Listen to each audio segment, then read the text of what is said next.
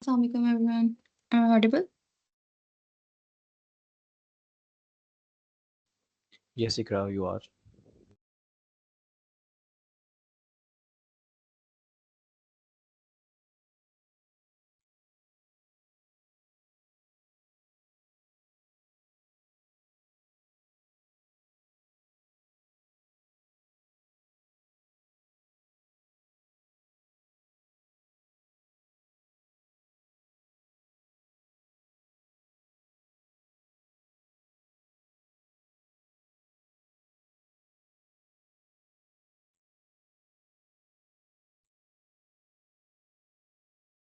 Yeah, okay. Let's wait for a few minutes. सब लोग join कर लें और स्पीकर ज्वाइन कर लें, फिर हम स्टार्ट करते हैं. Hi, I'm here already.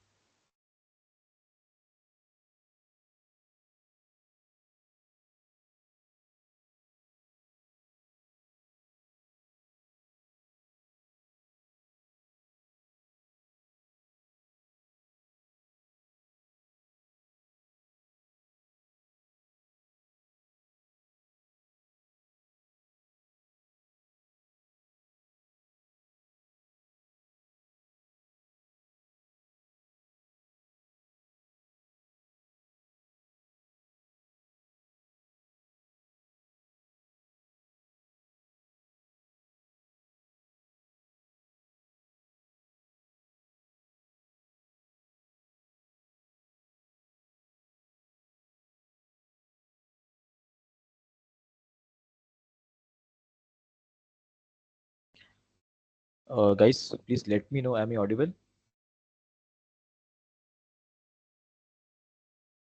Hello. Yes, Abdullah, you are. Okay, so we have problems. We have faced some problems. So could you please wait for 5 minutes?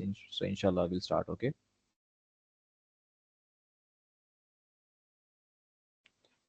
Yes recording start है और इंशाल्लाह group में share हो जाएगी और जिन जिन ने इस event पर सब्सक्राइब किया है या मीटअप पे हमें सब्सक्राइब किया है उन सबके पास पर्सनल लिंक भी चली जाएगी. Okay.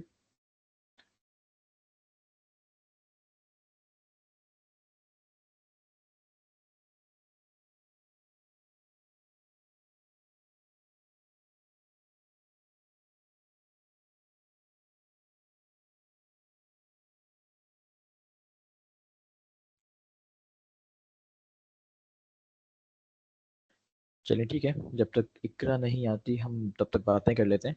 Okay, so someone was asking me about the AWS Cloud Club. Okay, so basically, uh, आपने स्टूडेंट कम्युनिटीज के बारे में काफ़ी सुना होगा. We have GTAC, Google developer group on campus and we have MLSA. So उसी तरह AWS की भी एक कम्युनिटी है, AWS Cloud Club, जो कि कैंपस टू कैंपस होती है. बट राइट नाउ आप AWS cloud club, learning cloud club COMSATS university के इवेंट पर हैं और ये अंडर है उसके AWS क्लाउड क्लब पाकिस्तान. अब AWS क्लाउड क्लब पाकिस्तान एक रीजनल कम्युनिटी है जो कंट्री वाइड पे ही चलती है और इसके अंदर ये कम्युनिटीज़ आती हैं. So this is something. So इसके आगे कोई फर्दर क्वेश्चन है so please let me no.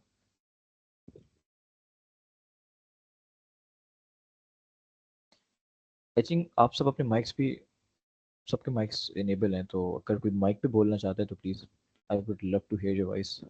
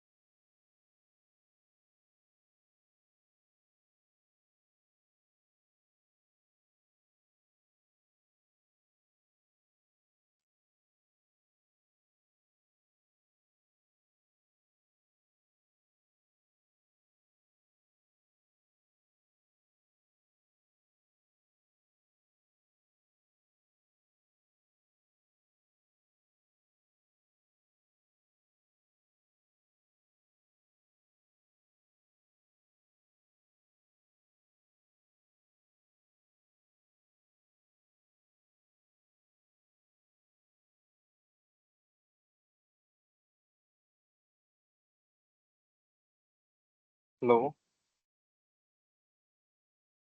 Hello. Hello. Yes. Yeah, can you please say in English? Yeah, sure. I think Okay. our speaker would love to speak in English. Okay, thank you. Yeah. Okay. By the way, where are you from? I'm from Dubai. Okay. I would love to have you.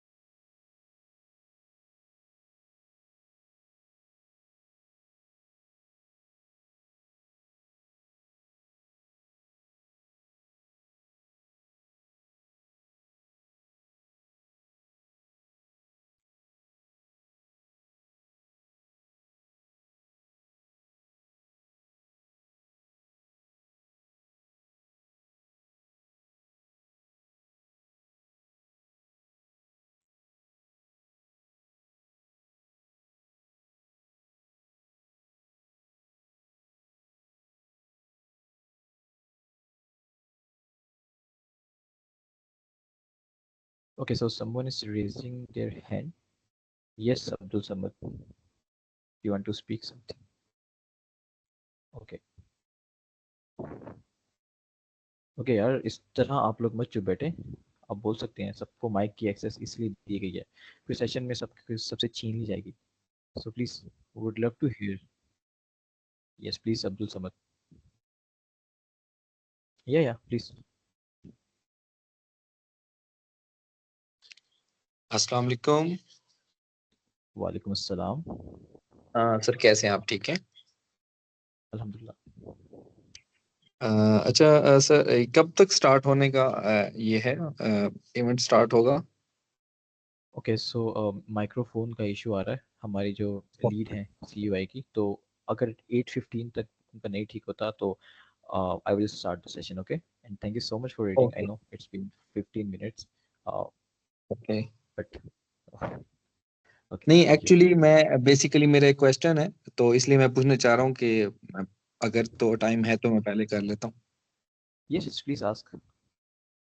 Actually मैंने ये पूछना है कि recently मैंने AWS पे काम किया था रिलेटेड टू डाटा सेविंग।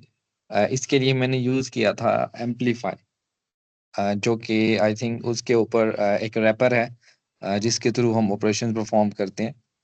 तो मैंने ये पूछना है, और उसकी मैंने जेन 1 जो लाइब्रेरी है वो यूज़ की थी।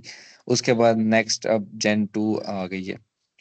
तो मैंने क्योंकि मैंने ये फर्स्ट टाइम यूज़ किया है, मेरा फर्स्ट एक्सपीरियंस था, तो उसमें इशू बेसिकली ये आ रहा है एंड्रॉयड 14 पे कि उसकी कोई एक ट्रांसफ़र सर्विस है जिस पे उन्होंने एंड्रॉयड 14 पे, क्योंकि हमें सर्विस के लिए सर्विस टाइप मेंशन करनी होती है, तो वो उन्होंने जो एक्सेप्शन थ्रो होती है वो यही होती है कि सर्विस टाइप जो है वो मेंशन नहीं है, वो जो है उसमें मिसिंग है।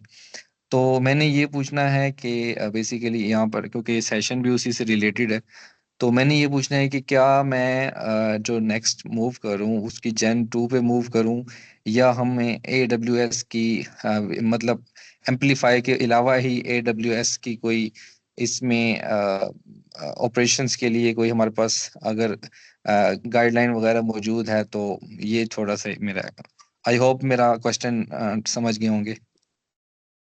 हाँ, क्वेश्चन मैं Yeah, समझ गया। Abdullah, I'd like to पर take the question.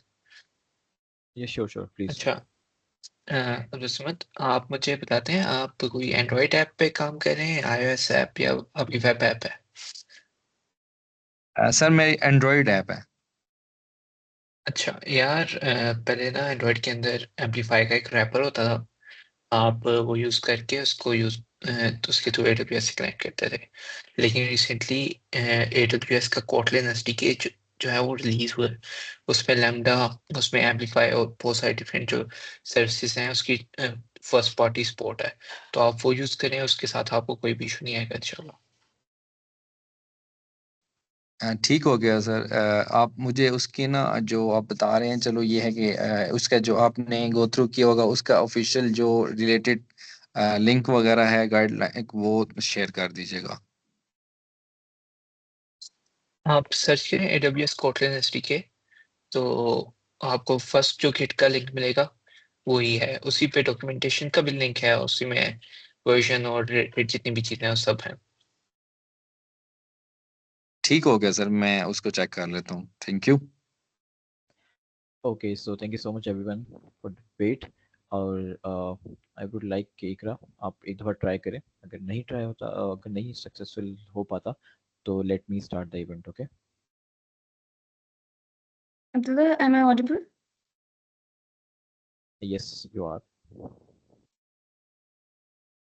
Okay. Assalamualaikum everyone. I'm Ikra Khan and I'm from Comsys University Islamabad. And this event is about Serverless Simplified. The event is about actually introduction to simplified serverless with AWS Lambda. And this event is organized by AWS Learning Club Comsys University Islamabad. We have our esteemed speaker Kashif Mehmood with us. I would like to invite him to start. So Kashif. Okay, thank you everyone for joining. मेरी आवाज सबको सही से आ रही है? Yes. Okay, जी जी session को आपकी थोड़ा आवाज आ रही है। इंटरेक्टिव रखेंगे, इंटरेक्टिव इस तरह से रखेंगे, अगर बीच में आपका कोई भी क्वेश्चन आता है आप पूछ लीजिएगा। मेरी रिक्वेस्ट होगी अब्दुल्ला एंड इकरा से कि आप लोग जितने भी हमारे अटेंडीज हैं इनका माइक म्यूट ना करें, ताकि हम थोड़ी चिट चैट भी कर सकें और बातें शातें करके इसको इंटरेक्टिव रख के लेके जा सकें, क्योंकि फिर बहुत सारे क्वेश्चंस आते हैं जो कि बाद में भूल जाते हैं, याद नहीं रहते, या बाद में रह जाते हैं, बंदा कहता है आप तो पहले पूछ लेता तो बेहतर होता, वगैरह वगैरह वगैरह। मेरा नाम काशिफ महमूद है, मैं एक सॉफ्टवेयर इंजीनियर हूँ। मैंने अपना करियर स्टार्ट किया था बैक इन 2018। उसमें मैंने वेब डेवलपमेंट से, बैकएंड से स्टार्ट किया था, फिर मैंने कुछ गेम डेवलपमेंट पे काम किया कुछ साल, फिर मैंने 3-4 साल सिर्फ मोबाइल पे काम किया है, उसमें iOS, Android, Kotlin, Android, Flutter, ये सारी चीज़ें मैंने की हैं। और तकरीबन 1.5 साल से मैं AWS वाली साइड पे चीज़ें देख रहा हूँ। एक टीम भी मैनेज कर रहा था एक स्टार्टअप के साथ, वहाँ पे मैं इंजीनियरिंग लीड था, तो बैकएंड की चीज़ें और AWS, गूगल क्लाउड, थोड़ा बहुत वो सारी चीज़ें भी देखी हैं। तो this was a bit about me. बाकी शुरू करते हैं, let me share my screen.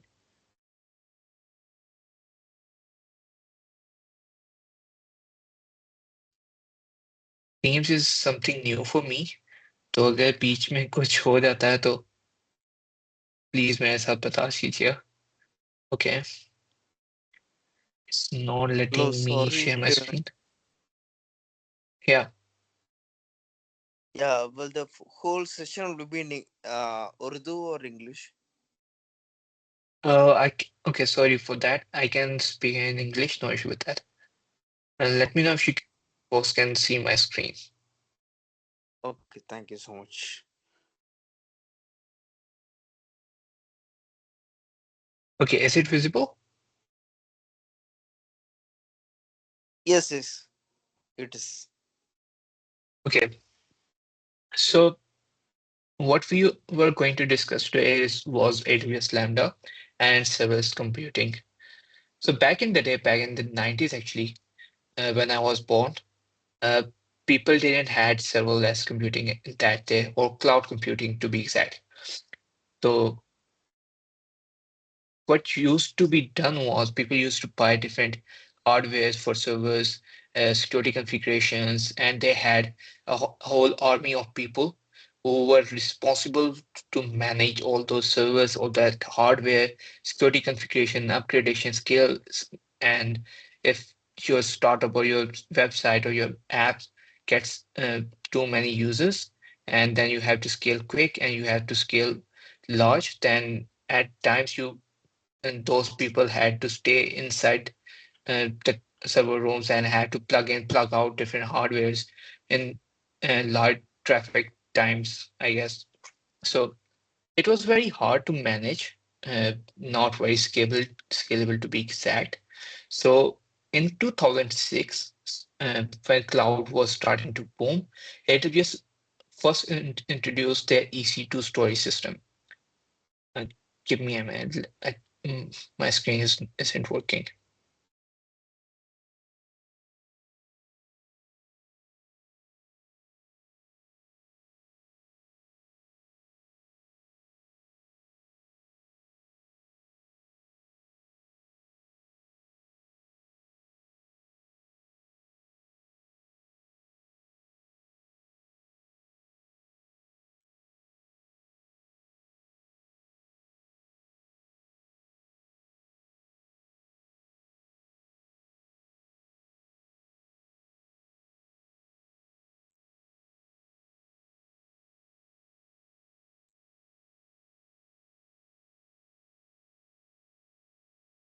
Okay, can you folks see my screen?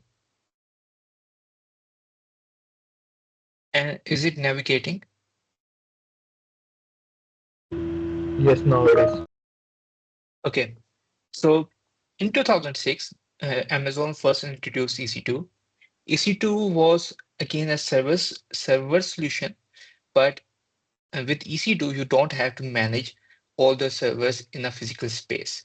So for people, it was very exciting, and they started migrating to the EC2 service, so they don't have to manage an army of people to manage those servers, and the cost of altering the servers, maintaining the servers, or the cost of degradation of the hardware, and at not being able to achieve that kind of scalability with that hardware, because when the user base goes up, the servers goes down. And there were different solutions. If I mention, people decided to use physical load balancers, physical hardware to do sharding and all those stuff. It's still in works. In big data centers, they still use that hardware. But now what happens is that you only click a button and that hardware is your server is shifted that particular hardware without losing data or without losing time in high capacity times where user base is higher in terms of numbers. So this this is how the EC2 started. But again, there were issues. With EC2, you have to pay with the time, the number of time. For example, if you are using the hardware for 24 hours, you will have to pay by minutes. And if you are using the hardware for 2 hours and there is no user base that is using that server, you are paying for nothing. And then in 2014, for the first time, Lambda was introduced. In Lambda, the biggest difference from EC2 and servers is that when you use AWS Lambda, you don't have to pay for all the hardware cost, the running cost of that hardware. You only have to pay for what you use. So the payment model of Lambda is very different as compared to EC2, where you have to pay instead of paying what you use, you have to pay for limit for a number for the time that the server was up. For example, if the server was up for an hour, then you have to pay for that hour, and then you have to switch off that server. And if you forget to switch off that server, then the cost will, yeah, Mudassir.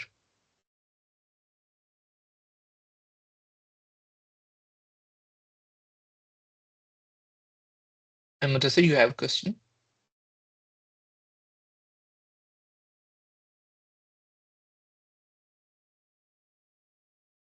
Okay. If you have a question, you can unmute your mic and you can ask the question. I'll move forward. Okay.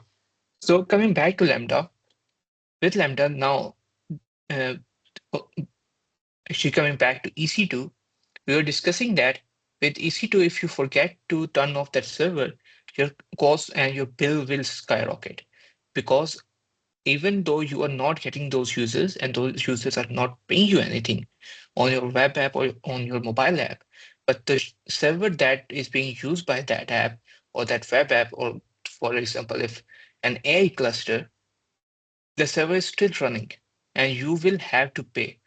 This has happened to many companies where they forgot to turn off that EC2 instance and their bill skyrocketed and they didn't know what happened. And when they checked what was the exact issue, it was an EC2 instance. And what changed with the introduction of Lambda was that if your Lambda was invoked by a user and it trains for a minute, you will only be charged for that particular minute.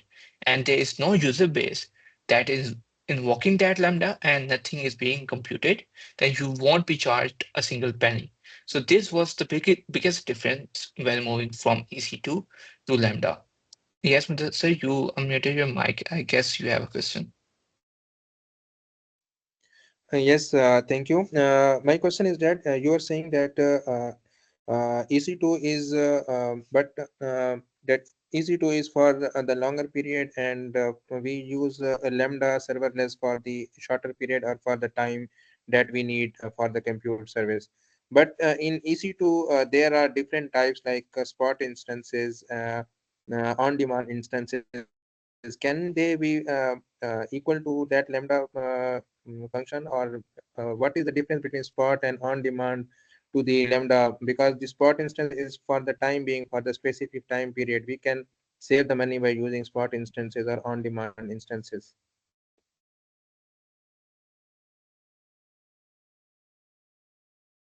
Did you get my point?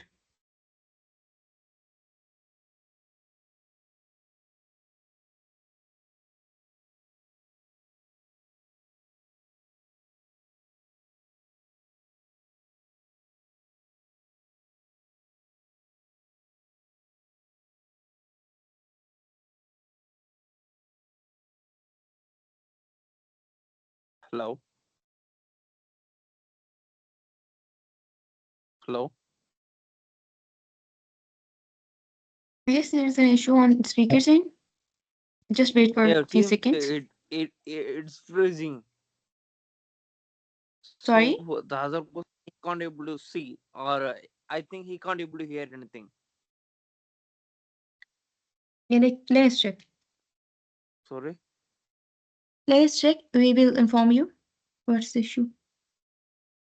No, I think he can't able to hear anything from us. Just give us a few minutes. Oh, sure, sure.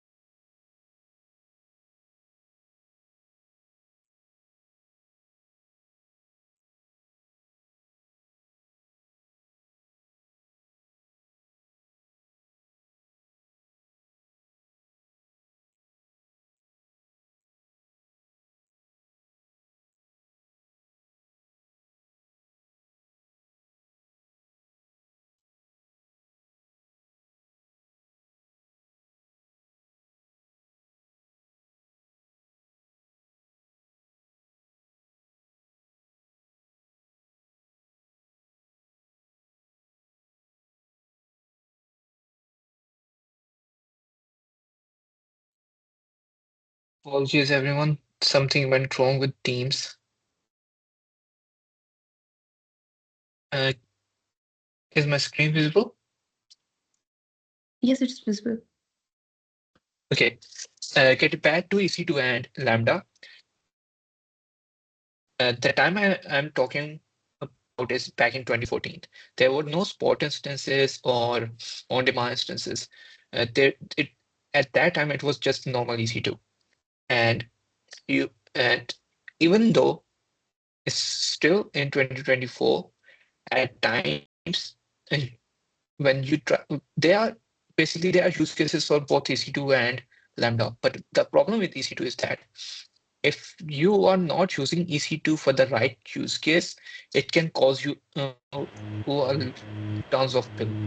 For example, if your EC2 is running for a long time and there is no customer base, or that particular scenario that you are using the EC2 instance for is not running, or is not basically making you money, then that EC2 instance is a lost cause. It is making you lose money rather than create money. And when you are working with a company or an enterprise, even a startup, especially for a startup, every single penny is important, and you don't want to leave you don't want to lose a single penny because of poor architectural decisions. So there are cases where an EC2 instance is a better option, but for simple API calls, or um, scheduling a cron job and invoking a service, or for training a simple AI model, or invoking an AI model for that sake. For these kind of scenario, a Lambda is a better option because it will cost you only for what it chooses. For example, if you have an EC2 instance and you have configured an amount of memory for it, and it is not using all of that memory, and then it is causing you a loss in terms of wasting your resources. If that, I guess, if that answers your question, then we can move forward.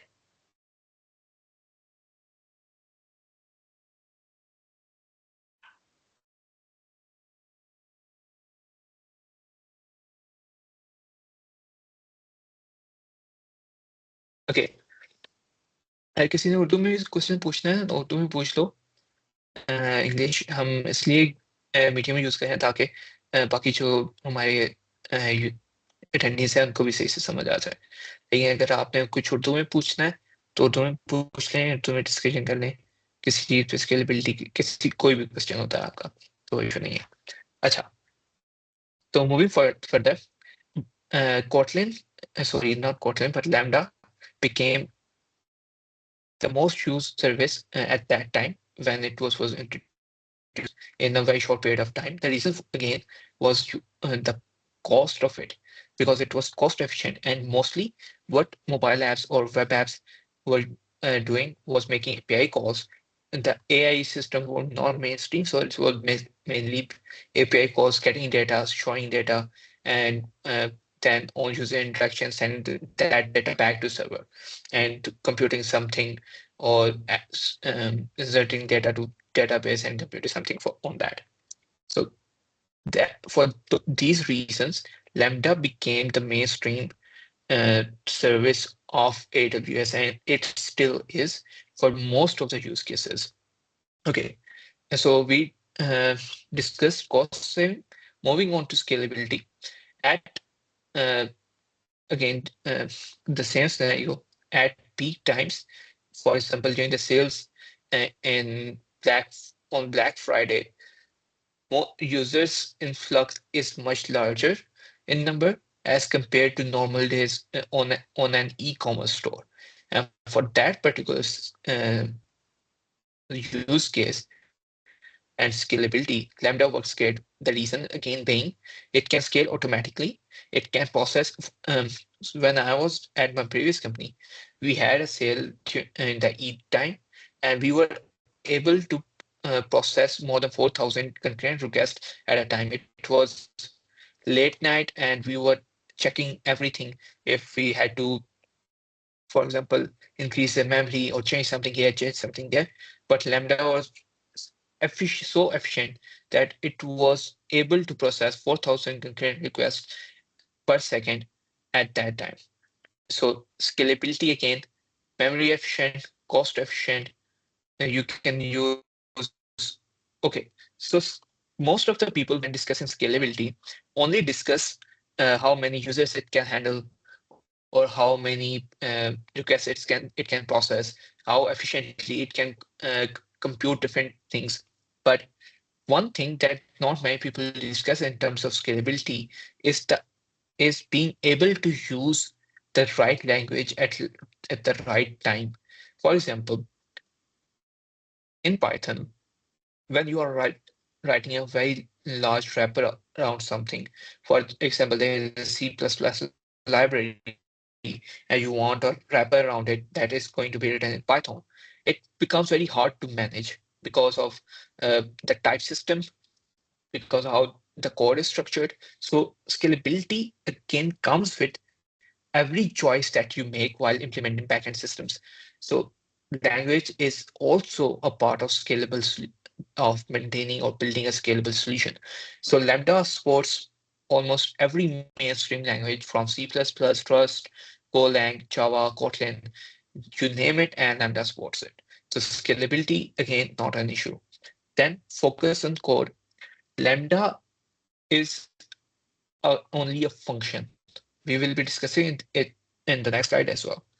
But it is only a function that is being invoked by an endpoint that you make, whether it is an HTTP API, HTTPS, or a REST API, anything that you want. And then it only invokes a single function that returns a result to that endpoint. It is as simple as that. And if you are building microservices, this becomes a lot much easier to maintain because, as we discussed prior, Lambda supports multiple languages: PHP, C++, Rust, JavaScript, Node.js, and all those things. So you can write a microservice in Node.js, and if there is a use case where you have to compute something or you have to run some algorithms and you want those to be memory efficient and fast at the same time, then you can write that microservice in Rust or C++ and use that with Lambda, and you can get the same result and connect that to the Python Lambda. So for these kind of use cases, for microservices, hexagonal architectures, for all those stuff, Lambda becomes much more easier to maintain and implement rather than API endpoints and managing those on a physical server or on an EC2 instance. Again, faster deployment, you can use AWS as CDK, you can use AWS SAM, and you can also build your own CI/CD pipeline, or you can go manually and just zip your code, upload it to your Lambda, and you can start using that Lambda. So as simple as that. So again, on a summary, it is cost efficient. You only pay for what you use. It is scalable. It can handle as many as requests as you want on low memory. One thing that I forgot to mention here, there are um, there are some custom run environment for Lambda where you can create your own environment and deploy that to Lambda. For example, there is a virtual machine called crawl VM, and you can use crawl VM to deploy that onto Lambda and use your any JVM language or Rust and run onto that instead of running onto what AWS offers internally. For example, AWS offers uh, x86 and ARM-based processor, and then you can use your own virtual machine if you like to run your code onto that. Then focus on code uh, infrastructure as code, hexagons architectures, microservices, all those favor Lambda as compared to what traditional backend development is. And again, faster deployment, you can use your own CI/CD, you can use CDK, SAM, or you can also just zip your code and upload to Lambda, and it will work fine. Okay. Before moving forward, if anyone has any question, then feel free to ask.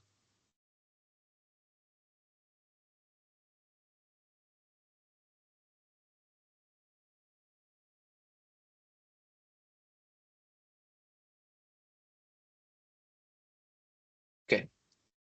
No questions, I guess. यार सवाल जो है ना, दो ही वजह से नहीं आते।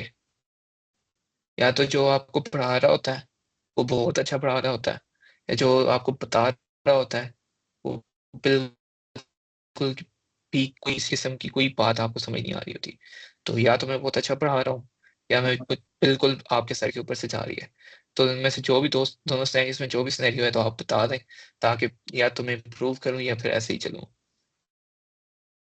अब इनमें से कौन सी बात सच्ची है वो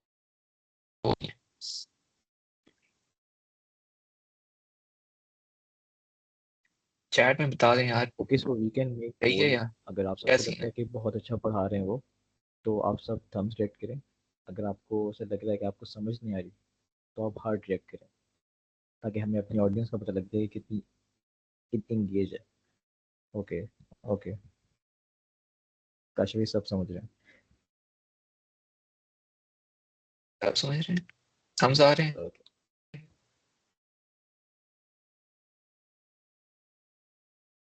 सही, चलें फिर आगे चलते हैं। Okay, so AWS Lambda is not the only option. So what we have discussed that AWS Lambda is a function and it can be invoked from any endpoint. You can use directly inside your app and invoke that Lambda and get the result back from that Lambda. So these functions are not, this is not the only option for these kind of services.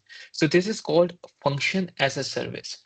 Just like software as a service, server as a service, platform as a service, there's another service which is a function as a service.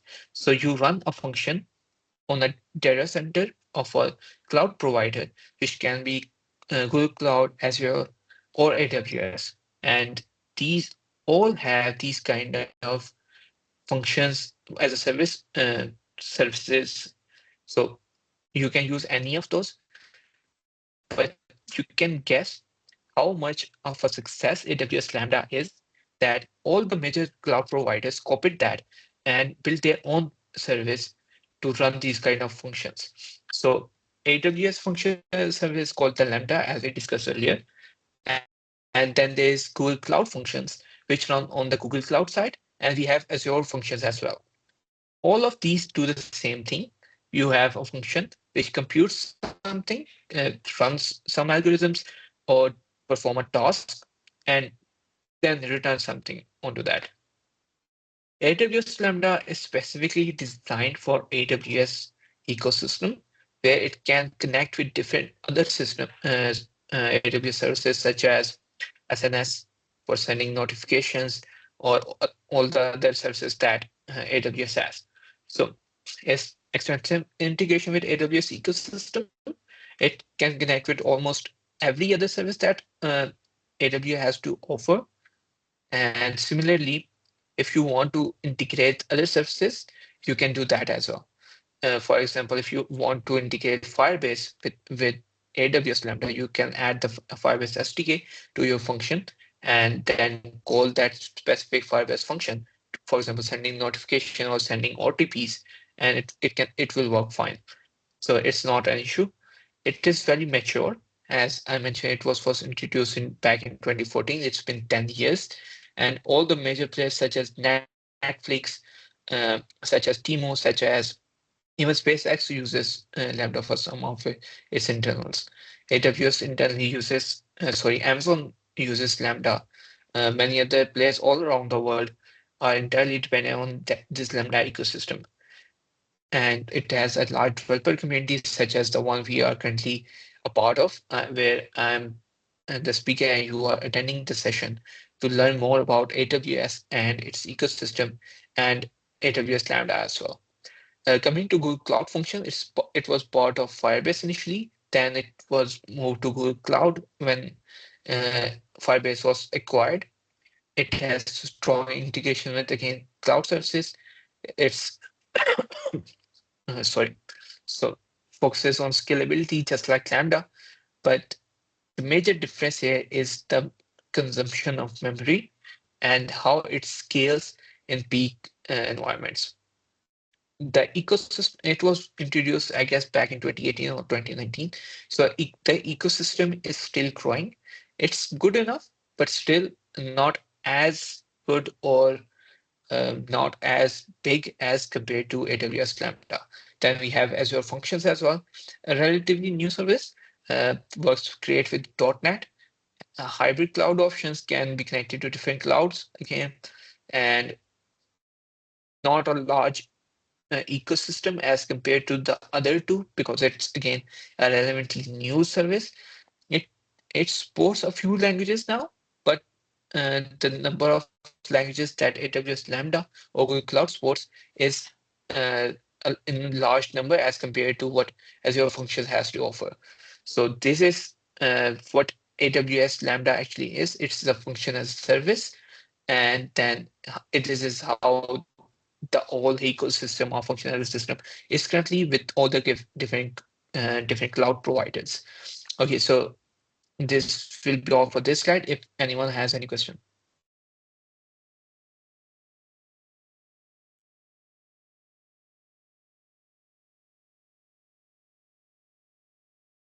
Okay, no questions. Okay, moving forward. So there are different uh, techniques, different methodologies, different architectures to build a backend service. People use Lambdas, people use EC2 instances, then they use containers. There's the multi-cloud system with Terraform as well. So presenting a small comparison of what these are like, how they work, and how scalability and maintainability in all these scenarios is. So in AWS Lambda, servers are fully managed by AWS. You don't have to change the memory, increase the memory, or increase storage for that sake or anything like that. AWS Lambda is fully managed by AWS. You don't have to worry about anything even in situations where the user influx is very high. Uh, for example, again, the e-commerce example, in my opinion, is the best one, where in scenarios like the Black Friday sale, Christmas sale, in the US or in the Europe side, um, then the Easter sale in Pakistan, we have the sale increases during the Chinese holidays, such as जैसे हम कहते हैं 11-11 की sale या 12-12 की sale. So in during these times, the user influx is much higher as compared to normal days. So in these kind of scenarios, Lambda really works great because you don't have to worry about any kind of as where in comparison to EC2 or containers or other thing. So in EC2, everything is user managed. You have to provision memory and all those stuff. Containers are partially managed, and traditional servers, which are on-site servers, are user managed as well. Okay, one thing is, many people think that in the current day, the user managed servers are obsolete.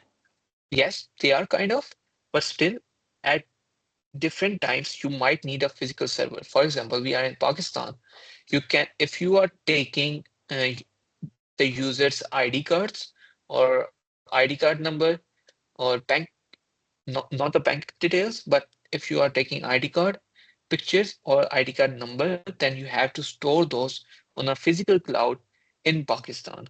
Then Jazz had their Courage Cloud, and you can store them there, or you can then use your own on-site servers as well. So there are still use cases where you have to use traditional servers. Coming back to scalability, as we discussed before, in AWS Lambda, it is automatic. It can scale automatically depending on the memory being used, the user influx, and all those things. In EC2, everything is manual. Containers, automatic scaling, such as Kubernetes and all other solutions, um, other solutions like those. And in traditional servers, again, manual scaling. Coming back to cost, AWS Lambda is pay per use, the number of invocations and the number of memory used and the that amount of time the AWS Lambda was running. In EC2, it is fixed cost. Uh, it can be per minute, per hour, or for 24 hours, something like that. And for containers can be different. Traditional servers, you have to, it is kind of fixed cost where you run it on electricity and you have to buy uh, the hardware, the memory, and all the stuff. Then you have to maintain for the maintainability of those servers. You have to hire people, which will then be fixing things, adding more hardware onto those, removing the hardware, uh, performing security patches, and things like that. So it's not actually a fixed cost. It varies from time to time, but the one-time cost of it is fixed cost.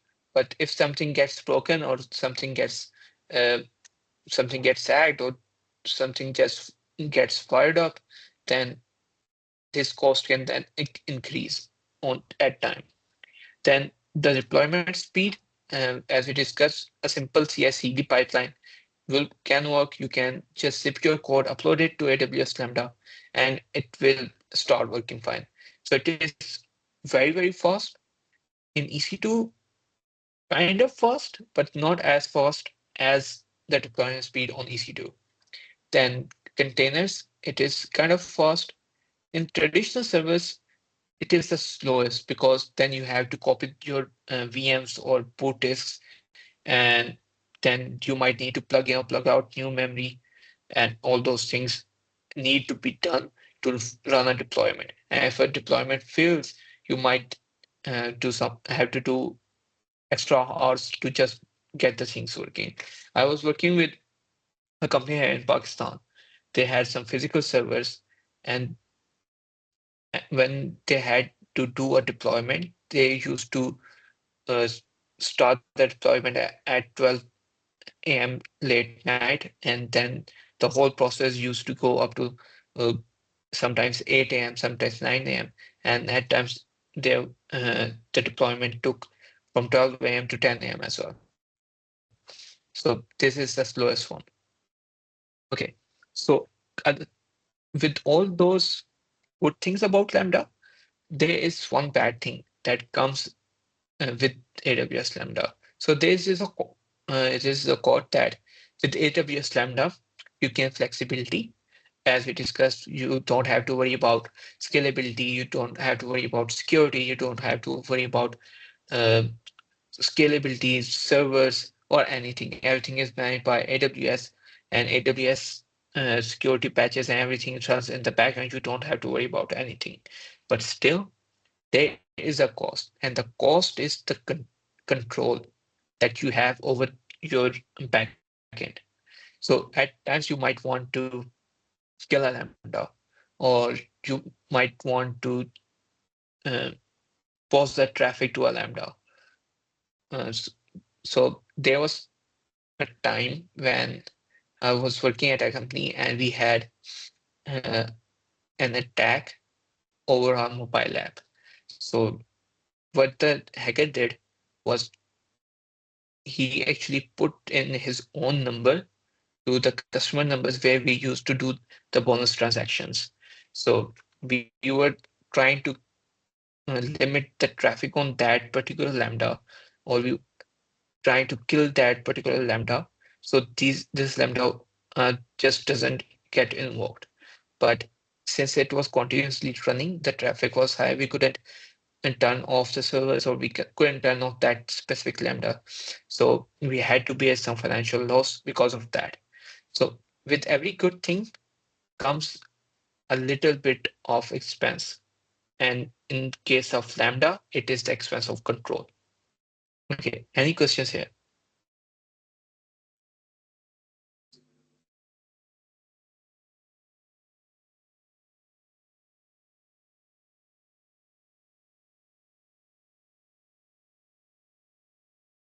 ये सब समझ आ रहा है, अच्छी बात है।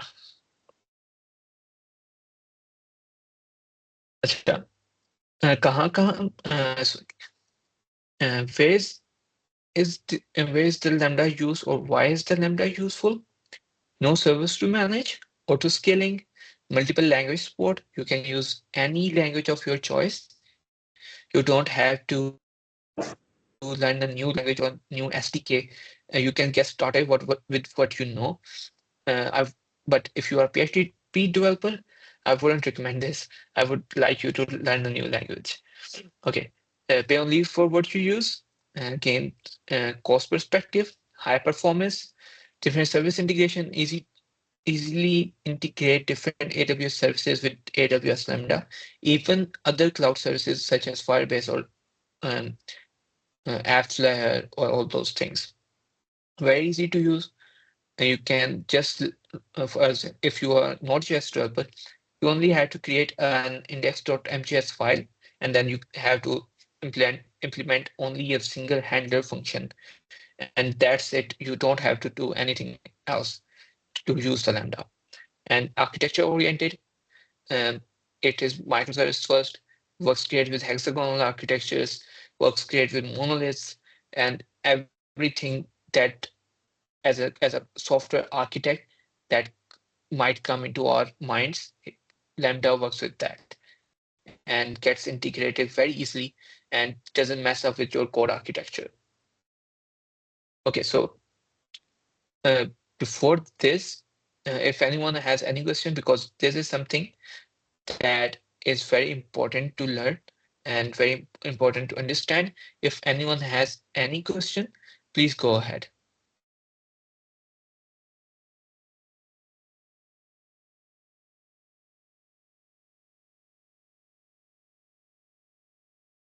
Okay, so moving ahead, how does the Lambda actually work? So Lambda is a function, and function is again invoked by any other function. So if you are writing normal functions, calling a function, you have a main function, and that main function calls all the other functions that you might need to perform a particular task. Similarly, Lambda is function as a service, so it's a function. So Lambda functions are triggered by events. So you might have heard event-driven architecture. So this is where it fits in. Lambda is a function and it is being triggered by an event. That event invokes it, and then it starts execution. It computes something, does something, performs some action, and then returns the result. It can be an API gateway event where you hit an endpoint, and that endpoint then invokes a Lambda function and gets the result back from the Lambda function and returns that result as a result to your API call. It can be an S3 event where you push something to S3 and S3 then invokes a Lambda to process that. And for example, you are uploading some images to S3, and then S3 invokes a Lambda, convert if your uh, image is in PNG file and you have to convert those to WebP, then S3 will invoke a Lambda function, which after being uploaded converts all those images to WebP and then stores those to back to S3 and updates their addresses. Or at times, uh, for the bonus payment scenario, you might want to check every 10 hours, 5 hours, or maybe every 24 hours how many bonuses have been created, and then you start paying those bonuses. It can be a cron job that runs and checks, or there's some built-in services for cron jobs in AWS as well, which can invoke Lambda, and then the Lambda checks how many bonuses have been created and then pays out those bonuses. And once that's done, Lambda Lambda just quits out and uh, all the work that needs to be done is done, and now no server is running and you don't have to worry about anything. It gets invoked automatically and does the job and goes back to sleep. Then execution environments. There are some execution environments provided directly by AWS. uh, Java runtimes, JavaScript runtimes, x86 machines, ARM machines, and all those native cloud native execution environments, or the normal machines that we are used to. But again, you can also create your own custom environments, custom virtual machines, and use those with AWS Lambda. That's possible. You only have to create one bootstrap file, which is then responsible to invoke that virtual machine, that particular custom environment and gets that data back from the customer environment and sends back to the user or a service that has invoked that particular Lambda. Then the code execution.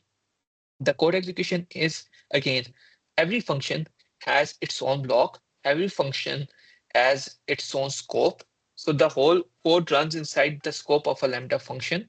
Everything, whether it is environment variables, processing data, insertion of some data into database, retrieval, calculations, running some tasks, everything is happens only within the block of that Lambda function.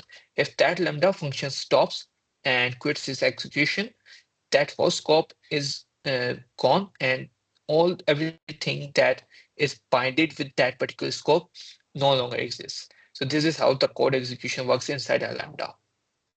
And lastly, we have the response. The Lambda again returns a response just like a normal function, and it returns the response to the particular service that has invoked that Lambda. Yeah. Uh, Someone has a question? Could you explain cron jobs? What are cron jobs? Okay, think of it as like someone tells you that after 10 minutes or after every 10 minutes, you have to go outside your home and check if something it sorry, something is going on outside, something irregular or something that um, might uh, might not be um, good for the society or something like that. So every 10 minutes, what you do is you go out, check, and come back. You go, check out, and come back.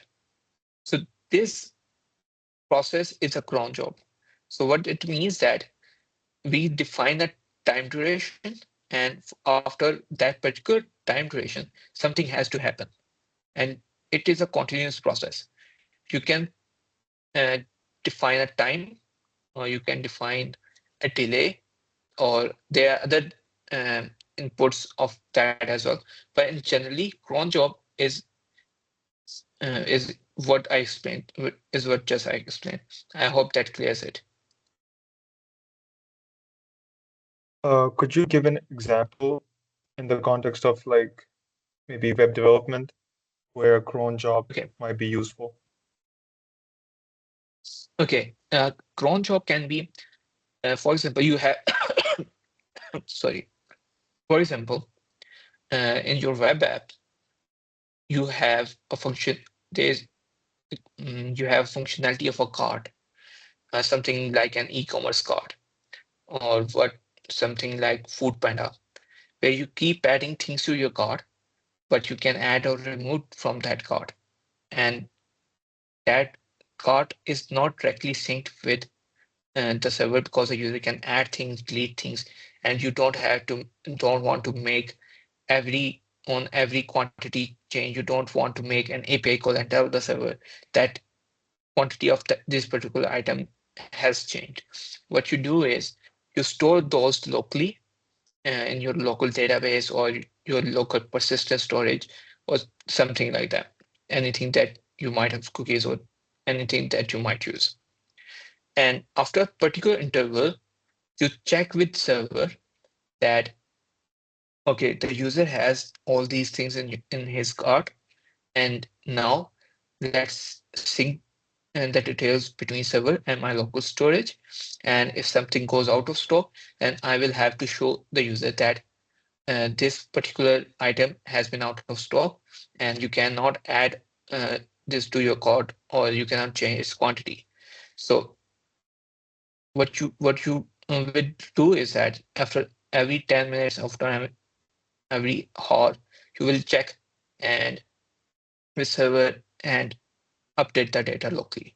So the time interval that you have uh, for the work is called a cron job, which is a repetitive process every 1 hour.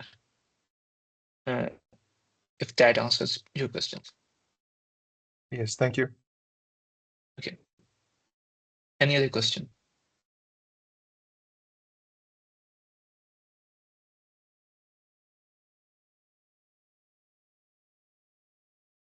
Okay.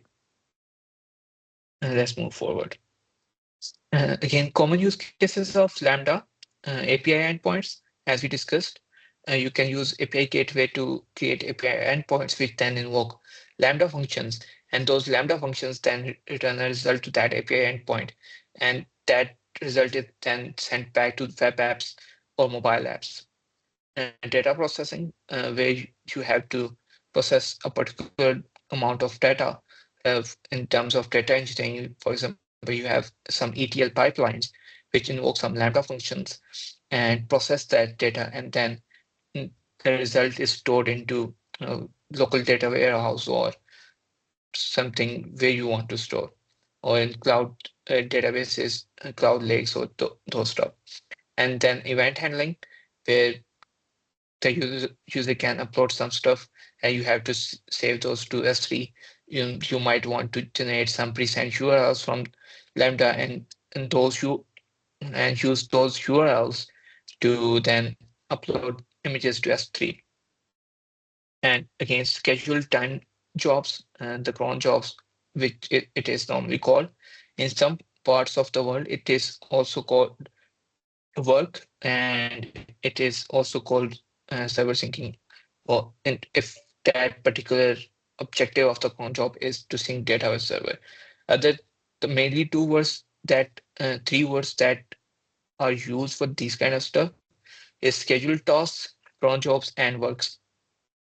I guess this explains it. Okay, any questions here?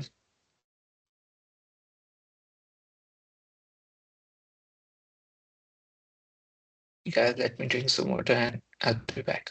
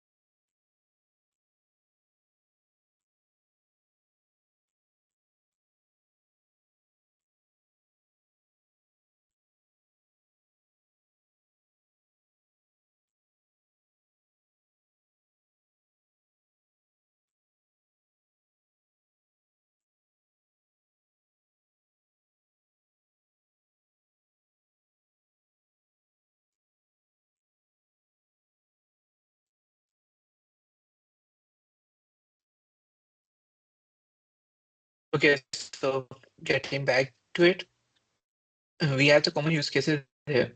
If you want to discuss anything, we can, or else I'll just move forward.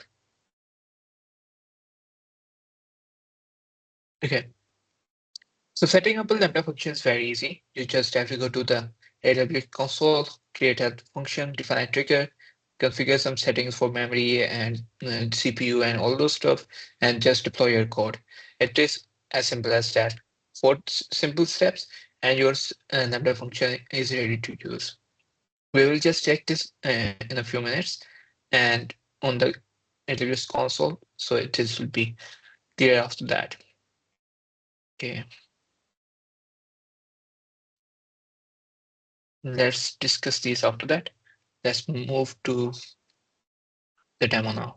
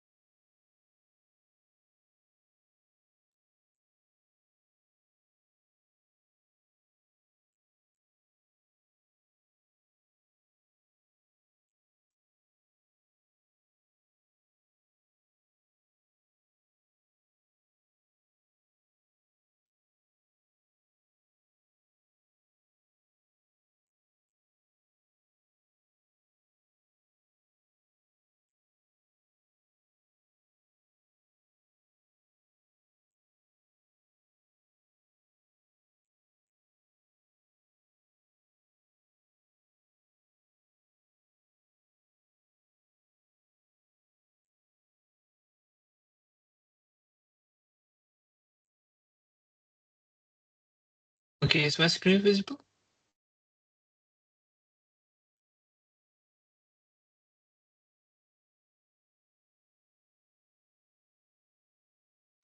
Yes, your screen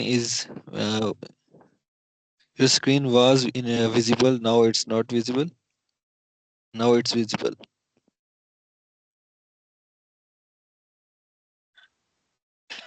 Okay, thank you. It's visible now, right, for everyone? Yes, it's visible. Okay.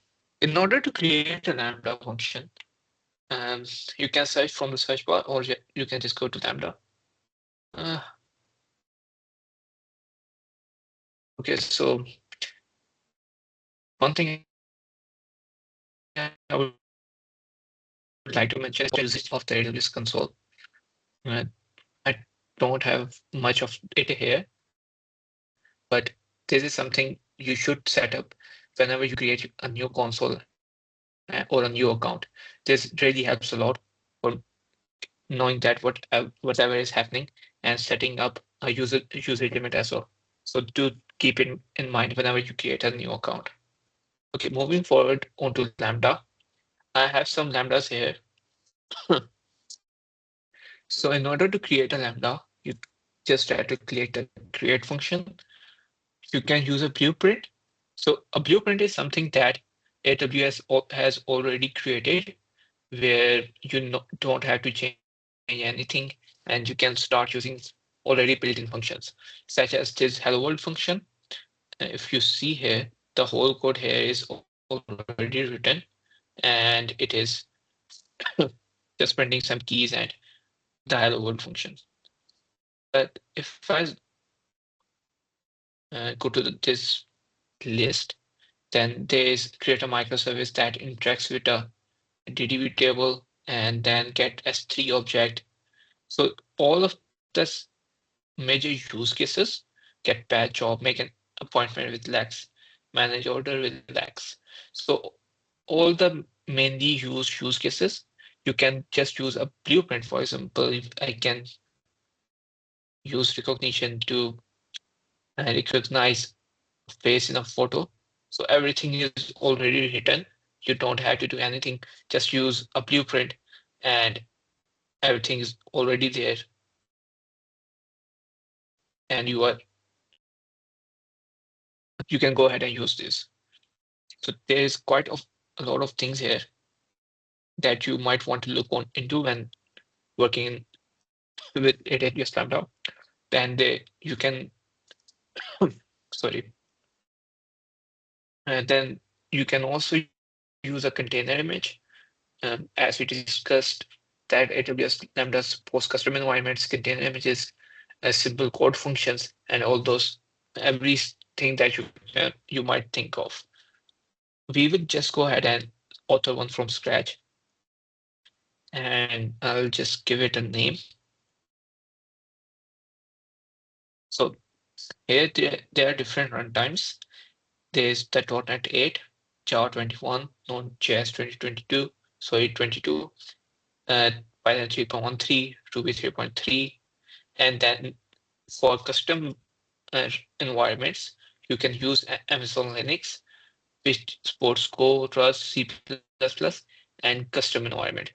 Um, Let me just custom AWS environments.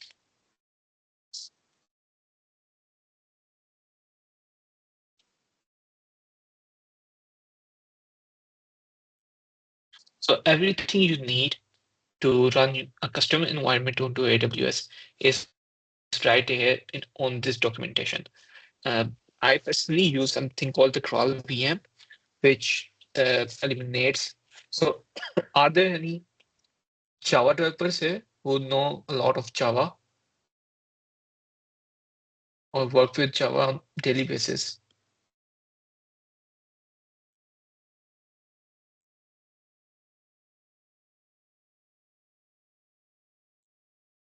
Okay, okay, only Mudassar. Okay,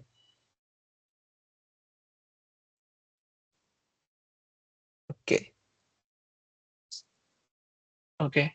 So yeah, you can actually skip billing information. Oh, so you are asking about the billing information. No, you cannot skip that. That's mandatory. You can skip setting up the billing part, but billing information part, but not the actual billing information of your credit card or card. That's not skippable. So I personally worked a lot with Java back in the day, in I guess 2018 or 2019, but then I shifted to Kotlin mainly for mobile development purposes, but have been using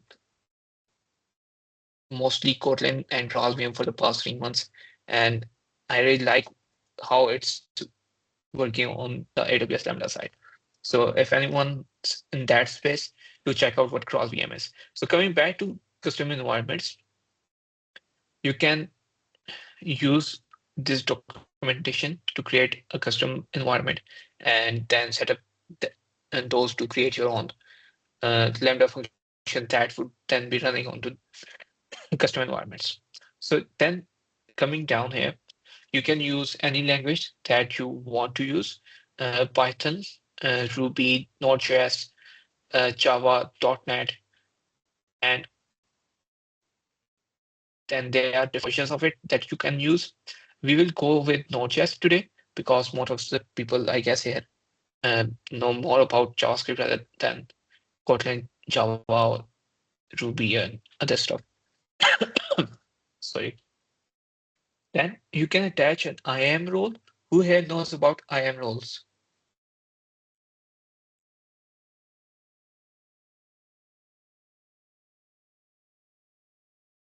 Okay.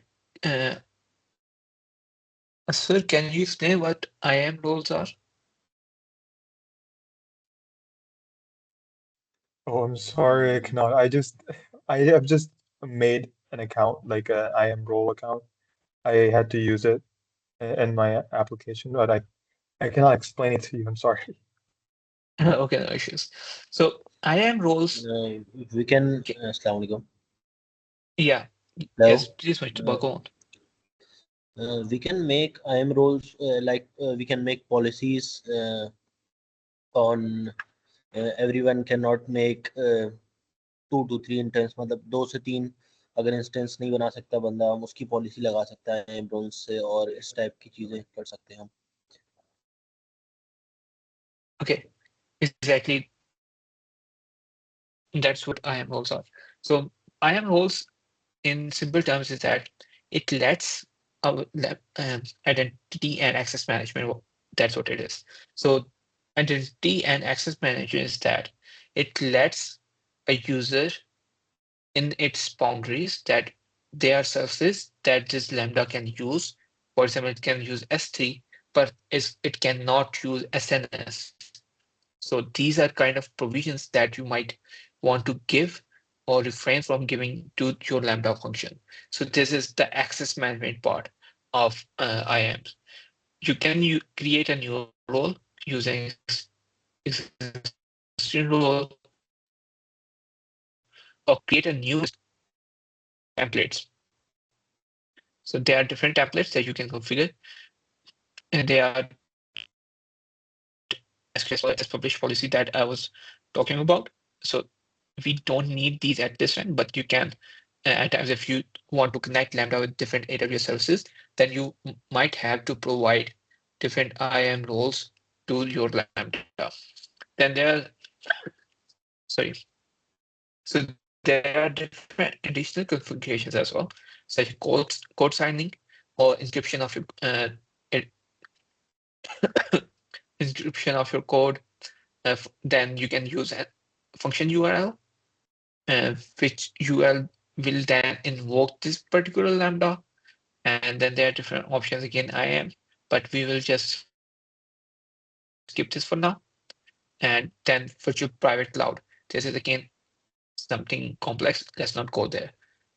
And then we'll simply create a function. So what we mainly need, a name for the function, an environment for the function where it will be running on, and Node.js. Oh, one thing I missed here, you can use x86 64 machines, or you can use ARM machines. ARM machines such as the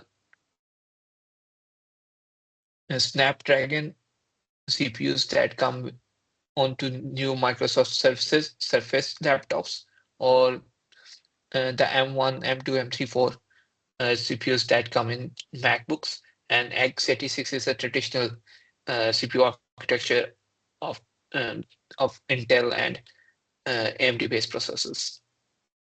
And you have to click on simple create function.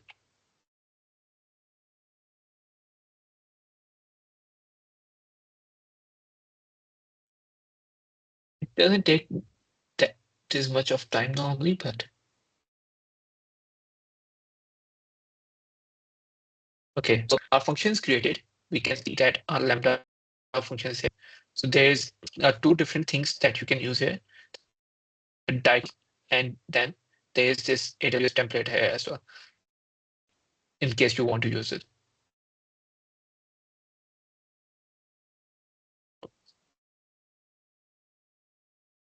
Let's go back to diagram. And we discussed that we can add different triggers which can then invoke our Lambda. And in here, we can select a source. So it can be an Alexa skill, which invokes this Lambda. It can be API gateway. It can be code commit or any other AWS service that you might want to use. Even services that are not AWS, but partner event sources powered by EventBridge. So these are different auths. Auth is one of the major things that people are using with Lambda. I personally have been using this for one of my apps. And then MongoDB, some of the names here which are most people are sorry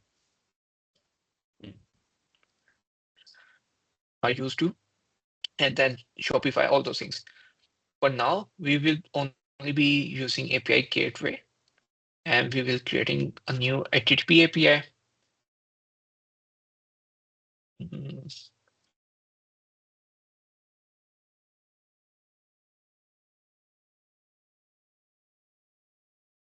Maybe a REST API.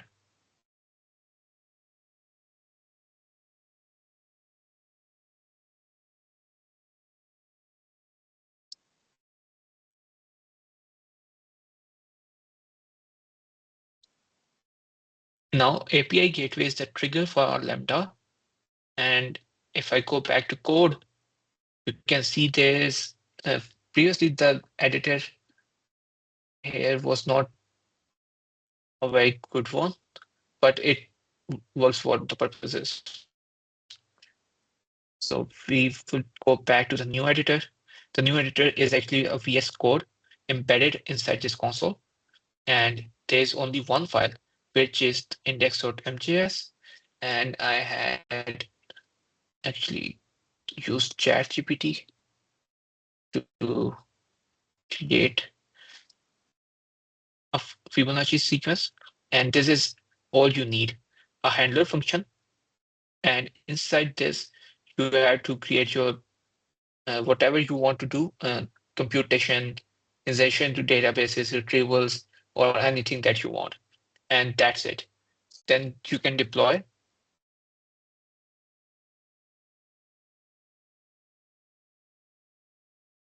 And once it's deployed, we can then test it. For testing, you have to create a test event. Let's scroll down.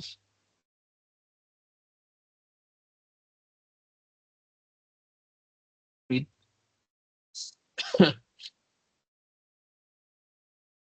console have changed a bit. Don't really remember. This was the view the last time I used it. So as simple as that. It generates a JSON response and it returns it. And if now I want to change something else here, let's instead of n only create and let's test it.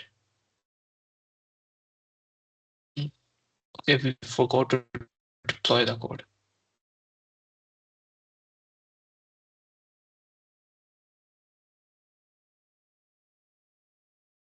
And that's done.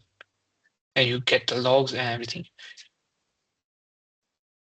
If I go back to code, just below the code, we have a package size and the SHA-256 hash for it. We can create different layers, but that's something different. Let's come back to configuration. So we have the basics here. Let's go back. And the description for it, how much memory it is. It is allowed to use storage, and there is something called the snapshot. It is mostly used with Java based lambdas because it takes some time to spin up the JVM, and snapshot reduces that time and enables. So there is something called the warm start and the cold start. When the lambda is not being used, it's shut down, and it the amount of time that it is been shut down is not actually allocated to your bill. So this is how again it is cost effective. And when someone invokes the lambda again when it is not running and it is in the cold state, it's called a cold start. And first start of lambda is always a slow start. It might take a few milliseconds more than the regular start. So snap start actually eliminates that cold start delay of lambda. Then we have triggers. We can manage all the triggers here. Let me click this, and we can. It is an open API, so we are getting we are getting the response here. So how it only took us a few minutes to set up an API, create a Lambda function, and start getting our response from that particular API. Then again, permissions. It has CloudWatch and everything else that you want to use. The destination where it has to send the result. Then we can create a function URL for this particular Lambda. Environment variables such as keys, uh, private keys that this particular Lambda might be using inside code, and all the other stuff. Asynchronous and concurrency if you want to, okay, let's just leave it because something that many people might not able to understand. I might not be able to explain this in a manner that might be very understandable. So let's just leave it. So this is how you can create a simple Lambda function, deploy it, connect it to API gateway, and start getting the result from that particular API gateway endpoint. So it only took us 2 minutes or 3 minutes to set up the whole API gateway and Lambda functionality. So any questions? Okay, one thing that was left out, if you want to upload your own code, just like this project, you can zip your Node.js project, create a zip file, and then upload that particular file here, and it will start working fine. You can then see your code here, and you can start creating Lambda and return some results from it. But if you are using a CI/CD pipeline, you can create a zip of your code and upload that to S3, and then connect that zip file from S3 to this Lambda. Or you can actually upload that zip file directly to Lambda as well. So that's also possible through CI/CD. But again, it depends on your use cases and what you prefer for deploying your code. Let's get back to slides again.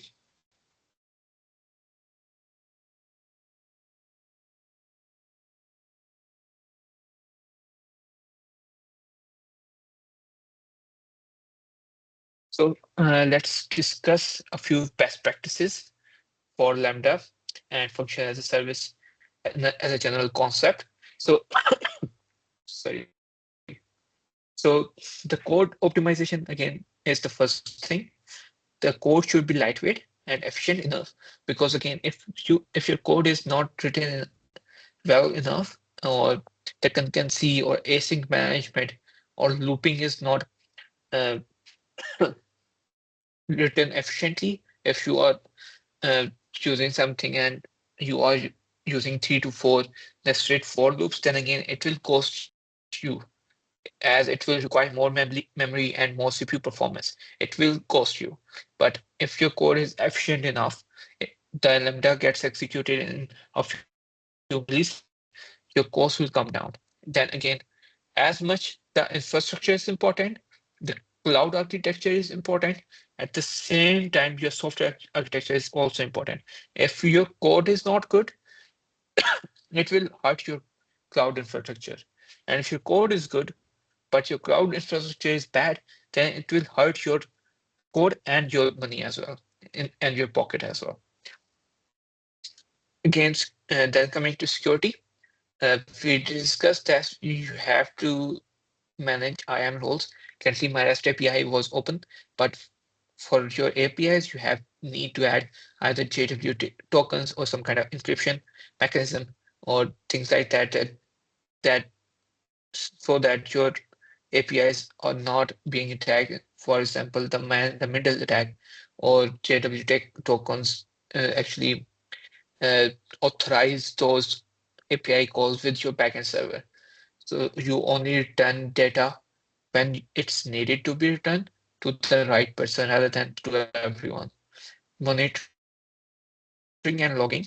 What Lambda actually gives you an insight on CloudWatch of how what is the performance going on of your Lambda, what are the cold starts, the logs, and you need to check all those. So when in times when you have peak usage and you are going to make good money, your Lambda doesn't stop working. And again, testing is a biggest part of software industry, but not many people do it. You need to do the stress tests of your Lambdas, your APIs, and you need to test your code as well.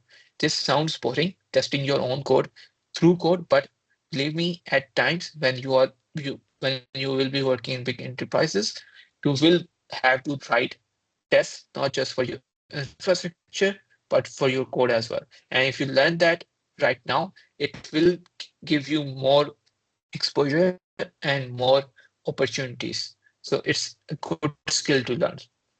Okay, so that would be all from my side.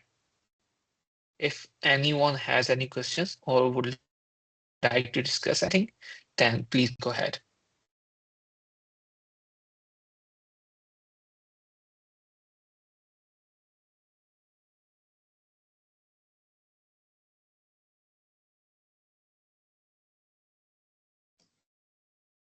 Okay, any question from anyone here? Assalamu alaikum. Sir, what? Walaikum assalam. I joined little bit late, but I have a question about how much it is being used in software industry, specifically in Pakistan. Like अगर मैं इसको सीखता हूँ, learn करता हूँ, तो आई सी very few time के ये मार्केट में यूज़ हो रहा है। इवन मैं जिस कंपनी में काम कर रहा हूँ, उसमें भी हमारे जो बैकएंड सर्वर्स हैं पाइथन जैंगो यूज़ हो रहे हैं। तो बहुत कम हम 2-3 दफ़ा मैंने देखा है कि हम लैम्डा सर्वर फंक्शंस को यूज़ कर रहे हैं। तो इसका क्या पोटेंशियल है, थोड़ा इस बारे में?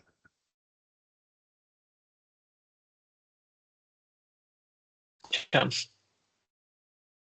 मेरे ख्याल में हम अंडरस्टैंड नहीं कर पाए, मैं थोड़ा सा दोबारा एक्सप्लेन करता हूँ। एक चीज है सर्वर्स, सर्वर कंप्यूटिंग है, क्या है सर्वरलेस कंप्यूटिंग। सर्वर कंप्यूटिंग में ये होता है कि आपके पास बहुत ज्यादा सर्वर्स होते हैं। वो सर्वर ऑन साइट भी हो सकते हैं, वो सर्वर आपको किसी क्लाउड प्रोवाइडर की तरफ से भी मिल सकते हैं। ऑन साइट सर्वर्स का ये होता है कि वो मैनेज करना मुश्किल होता है, उनकी आईपी सिक्योरिटी पैचेस वगैरह वगैरह बहुत सारी चीज़ आती हैं, तो उनको मैनेज करना मुश्किल होता है। तो आप किसी क्लाउड प्रोवाइडर से अपना सर्वर ले लेते हो। वो server in case of AWS EC2 होता है। EC2 का मसला ये है कि अगर आप एक स्टार्टअप हो और बहुत न्यू स्टार्टअप हो, आपके पास इतनी ट्रैफिक नहीं है, आपकी ऐप शायद बहुत सारे फंक्शनैलिटीज, चाहे वेब ऐप है या वो मोबाइल ऐप है या कुछ भी है, वो बहुत ज़्यादा यूज नहीं हो रही, ठीक है। तो ऐसे केस में आप क्या का जो EC2 इंस्टेंस होते हैं वो आपको खासा कॉस्ट करते हैं, ठीक है। लेकिन अगर बहुत ज़्यादा आपके सर्वर्स हैं, बहुत ज़्यादा यूजर्स हैं, बहुत ज़्यादा आपको कंप्यूटर एक स्पेसिफिक काइंड ऑफ GPUs चाहिए, एक स्पेसिफिक काइंड ऑफ एनवायरनमेंट चाहिए अपने कोड को रन करने के लिए, then you can use EC2। लेकिन अगर आप एक यंग स्टार्टअप हो, आपके पास यूजर बेस इतनी नहीं है और बहुत सारी फंक्शनैलिटी जो है बहुत कम यूज होती है, ठीक है, या कोई ऐसी फंक्शनैलिटी है जिसको आप ऐसे यूज करना चाहते हो कि उसकी स्केलेबिलिटी पे आपको टेंशन ना हो, उसकी सिक्योरिटी पे आपको टेंशन ना हो, और सारी चीजें AWS मैनेज कर रहा हो, ऐसी चीजों में आप लैम्डा यूज करते हो। और लैम्डा जो है सर्वरलेस कंप्यूटिंग में आता है, जहाँ पे आपके पास कोई भी सर्वर नहीं होता।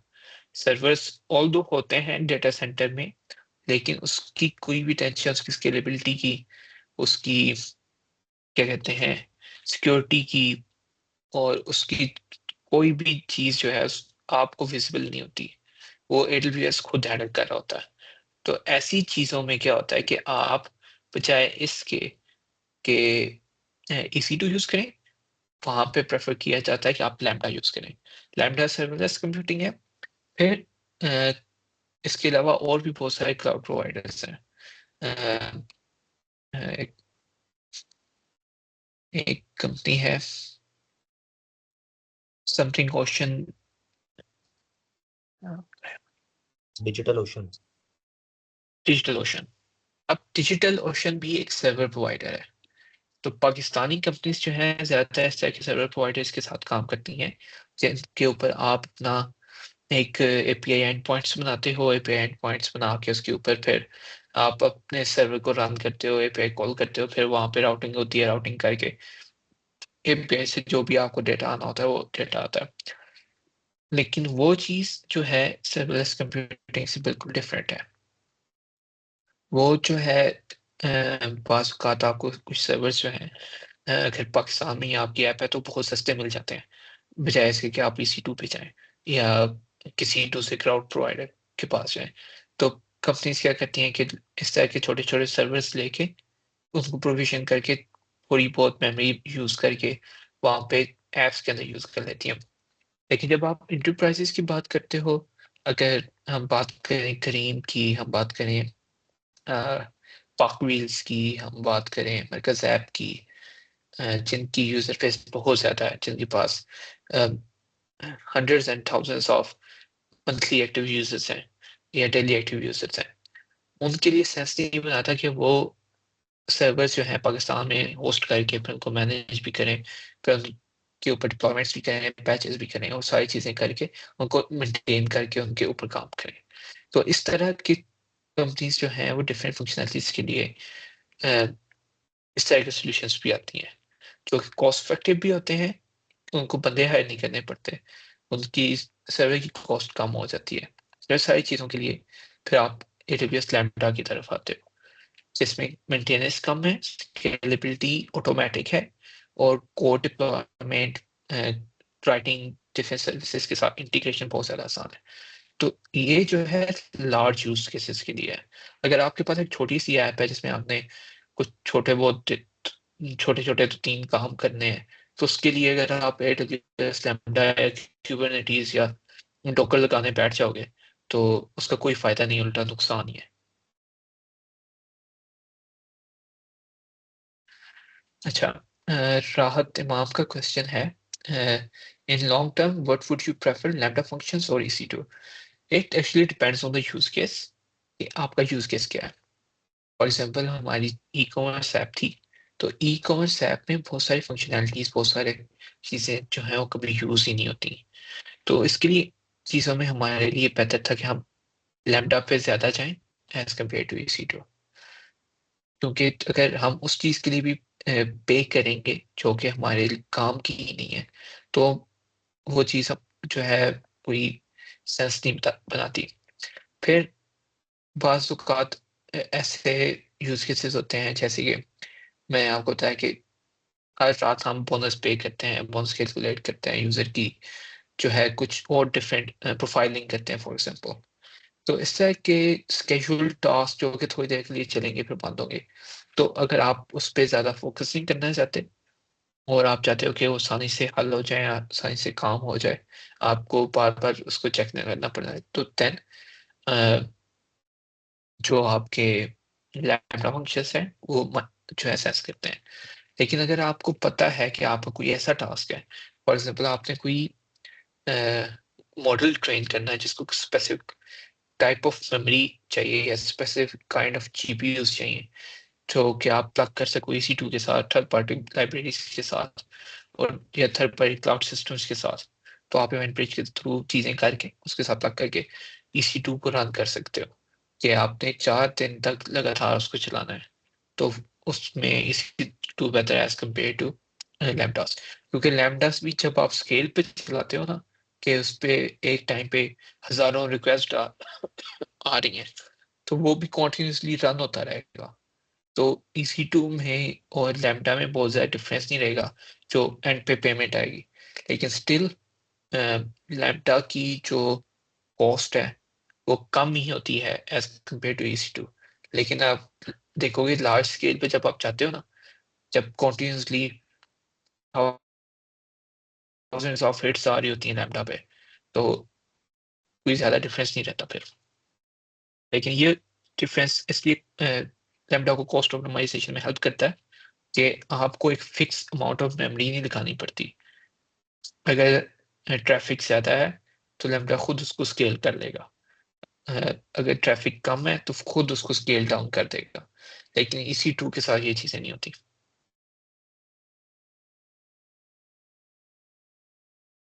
ओके फोक्स है, और किसी का कोई सवाल हो अगर? सर ये जिसे डिजिटल ओशन जो है उसका अपना क्लाउड है, तो या जैसे अभी एक और आया खजाना, खजाना क्लाउड जो है, तो मतलब ये लोग अपना क्लाउड प्रोवाइड कर रहे होते हैं या सर्वर्स ही एक तरह से वो कर रहे होते हैं, दे रहे होते हैं? इनके पीछे डेटा सेंटर्स ही होते हैं, डेटा सेंटर्स ही क्लाउड होता है। कि क्लाउड का मतलब ये नहीं कि पीछे सर्वर्स हैं या नहीं है, सर्वर्स होते हैं, लेकिन आप उस सर्वर्स को दुनिया में बैठे हुए कहीं पे भी उनकी कॉन्फ़िगरेशन चेंज कर लेते हो, डिप्लॉयमेंट कर लेते हो, एक्सेस कर लेते हो वगैरह वगैरह। तो ये होता है क्लाउड। लेकिन एंड पे कहीं ना कहीं किसी न किसी जगह पे डेटा सेंटर्स होते हैं, और आप देखोगे अगर आप सर्च करोगे गूगल पे AWS के डेटा सेंटर्स या गूगल की डेटा सेंटर्स, तो आपको पता चलेगा कि बहुत बड़े इलाके में डेटा सेंटर होता है जिसके अंदर हजारों लाखों सर्वर्स लगे होते हैं, मशीन्स लगी हुई होती हैं। तो असल में सर्वर्स होते हैं, सर्वर्स को कोई मैनेज भी कर रहा होता है, लेकिन एंड यूजर जो होता है उसको उसकी टेंशन नहीं लेनी पड़ती। बस ये डिफरेंस है।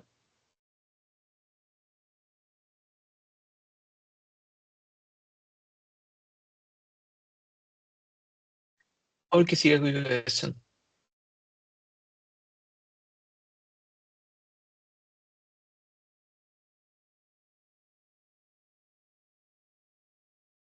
फिर बात वही है, या तो आप सबको सब समझ आ गया या आप सबको कुछ भी समझ नहीं आया। तो आई होप कि आप सबको सब समझ आ गया होगा, क्योंकि आप लोगों की तरफ से क्वेश्चंस नहीं आ रहे।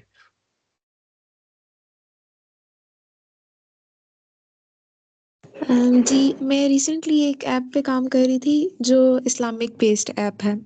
उसमें ये है कि सर्वर से हमारे पास अभी रिसेंटली हमने लोकल सर्वर पे काम किया है, तो जो हमारे ऑफ़िस में फ़िज़िकली अवेलेबल था।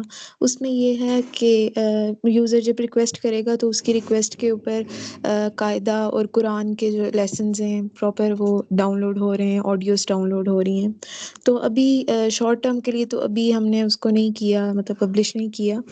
लेकिन अगर हम लॉन्गर टर्म में देखें स्पेशली रमज़ान के दिनों में, तो उसके यूज़र्स तो ऑब्वियसली इंक्रीज़ होंगे।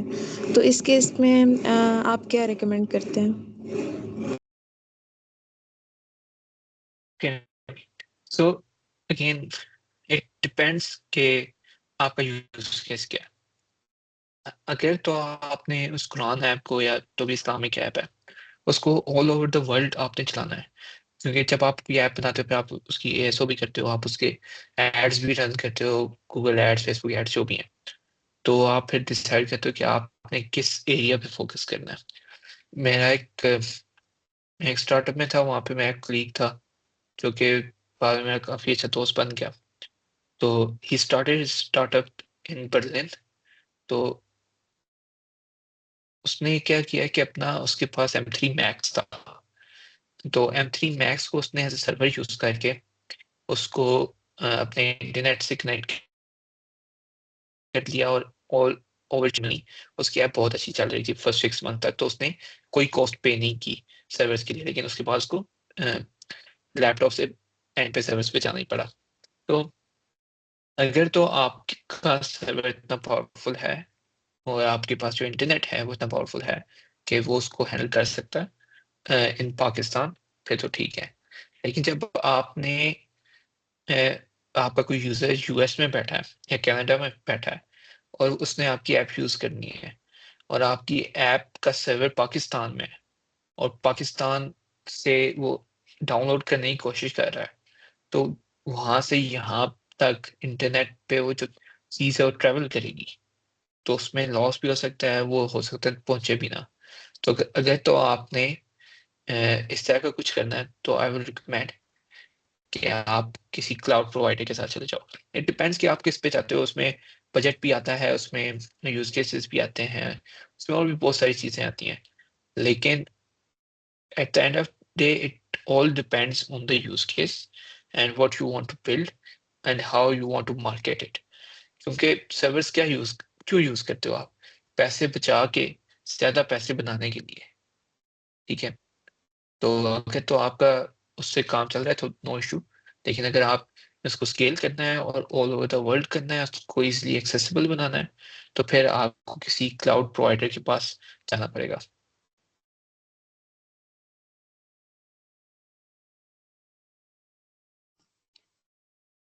सर ये जैसे गूगल ऐप इंजन का भी यही काम होता है ना, जैसे लैम्डा का होता था। नहीं, ऐप इंजन जो है वो थोड़ा डिफरेंट है, ऑल्दो थोड़ी बहुत सिमिलैरिटीज हैं, लेकिन जो गूगल क्लाउड फंक्शंस हैं वो बिल्कुल सेम एज लैम्डा है। अगर आप क्लाउड फंक्शंस को देखोगे तो सेम एज लैम्डा है। जो आपके यहाँ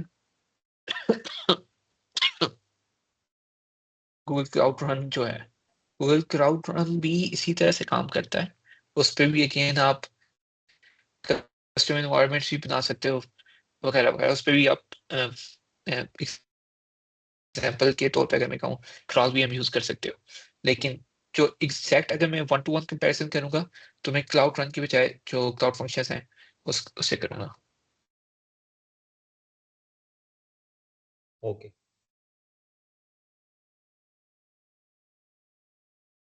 any other question? Okay Kashif भाई, बिफोर मूविंग टुवर्ड्स क्वेश्चंस आप बताएं, थक तो नहीं गए आप? हेलो काशिफ भाई, आई एम ऑडिबल? अरे यार मैं थक तो गया हूँ, मेरा गला बहुत थक गया है। या जी, खांसी आ रही थी आपको? आई थिंक रैप अप करते हैं। ऑल्दो काफ़ी अच्छा सेशन गया और काफ़ी लंबा सेशन गया, thank you so much. Right now मैं भी जॉब पर हूँ और मैंने रिकॉर्डिंग इसलिए की है कि मैं बाद में आराम से सुकून से करूँ आपके हैंड्स ऑन वाला पार्ट। तो मैं देख रहा था, ग्लिम्स देख रहा था, काफ़ी अच्छा जा रहा था, थैंक यू सो मच। और यार प्लीज़, अगर किसी का क्वेश्चन है तो लास्ट क्वेश्चन, उसके बाद हम काशिफ भाई को रेस्ट करने का मौका देंगे, please. Anyone? Okay, million dollar question, last question. Sir अगर पाकिस्तान के हिसाब से देखा जाए क्लाउड में, तो हमें सबसे अच्छे मतलब किस उस प्लेटफॉर्म पे प्रैक्टिस करनी चाहिए? AWS है, एज्योर है, बाबा है, गूगल है। तो मतलब सबसे अच्छा हमें आने तो मुझे ऐसा लगता है सारे चाहिए मल्टी क्लाउड, लेकिन जो हमें सबसे मतलब प्रायोरिटी पे रखना है और उससे कम फिर किस तरह होना चाहिए? पाकिस्तान में AWS की अपॉर्चुनिटीज ज़्यादा हैं as compare to Google cloud. और अगर एज्योर की हम देखें तो मतलब एज्योर की भी आ रही होती हैं मुझे। तो हम मतलब किस पे रखेंगे एश्योर इनको? जो है, एश्योर को अगर आप देखते हो ना, एश्योर की कम्युनिटी बहुत छोटी है अभी as compare to Google cloud या एज कम्पेयर टू AWS। लेकिन जब आप डेटा की बात करते हो ना, तो डेटा में सबसे ऊपर फिर एश्योर ही आता है, क्योंकि जो उसकी डेटा साइड है वो बहुत ज़्यादा जो है बेहतर है as compare to other cloud providers. तो अगेन इट डिपेंड्स कि आपका यूज केस क्या है। फिर टेराफॉर्म भी आता है कि टेराफॉर्म आपको मल्टी क्लाउड होने में हेल्प करता है कि आप कुछ जो है इधर कर लो, कुछ उधर कर लो, कुछ इधर कर लो। लेकिन स्टार्ट अगर आप लेना चाहो तो मेरे ख्याल में बेहतर ही है कि आप AWS से स्टार्ट करो। आप अगर आपको AWS आ जाती है ना, तो बाकी क्लाउड्स में फंक्शनैलिटी सेम ही है, बस नाम डिफरेंट है और कुछ नहीं है। सर्विसेज सेम है सबकी।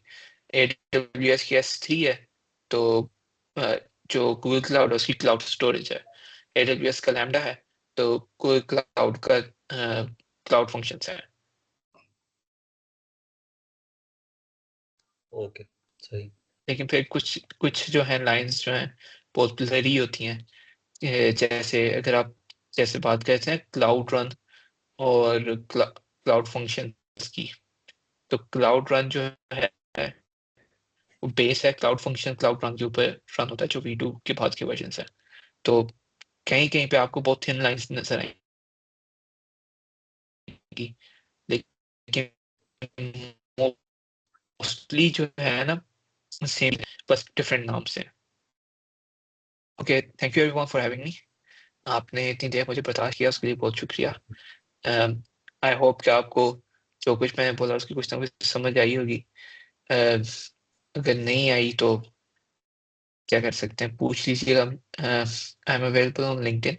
आप लिंक्डइन पे मुझे मैसेज कर सकते हैं अगर किसी चीज़ के बारे में आपने पूछना हो, किस AWS मोबाइल डेवलपमेंट या एमी गपशप मारनी हो, तो भी आप लोग मैसेज कर सकते हैं। तो you can connect with me on LinkedIn, वहीं पे मैं सबसे ज़्यादा एक्टिव होता हूँ। और you can connect with me on GitHub. GitHub पे आपको कोई चीज़ नज़र आती है आपके रेलेवेंट, वहाँ पे इशू वहाँ आते हैं, इशू पे हम डिस्कशन मार लेंगे। तो these are the two platform जहाँ पे मैं बहुत सारा एक्टिव हूँ। तो अगर किसी ने कोई चीज़ पूछनी हो, कोई चीज़ डिस्कस करनी हो या कोई बात करनी हो, आप मुझे रीच आउट कर सकते हैं। Thank you so much.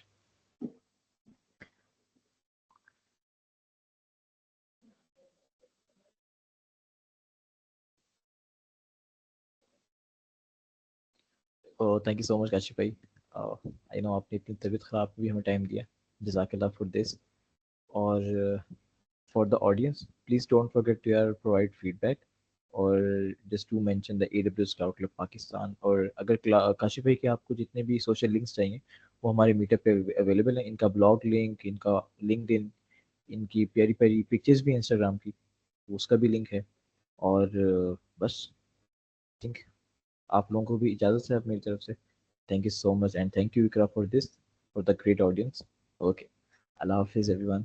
And just recording आप लोगों को मिल जाएगी, just please do join AWS cloud club Pakistan का अनाउंसमेंट ग्रुप, उसमें भी आएगी। और मीटअप में जिन लोगों ने भी इसको किया था रजिस्टर, उनको भी आएगी।